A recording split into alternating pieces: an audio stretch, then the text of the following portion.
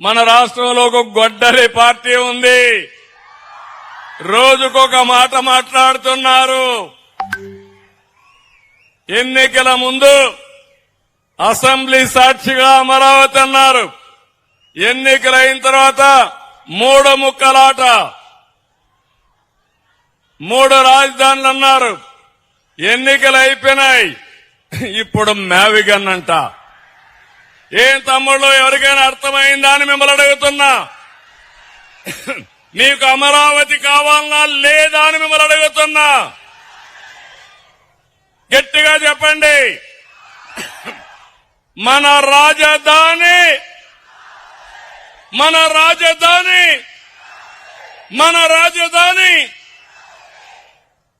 మన రాజధానికి కేంద్రం సహకరించింది.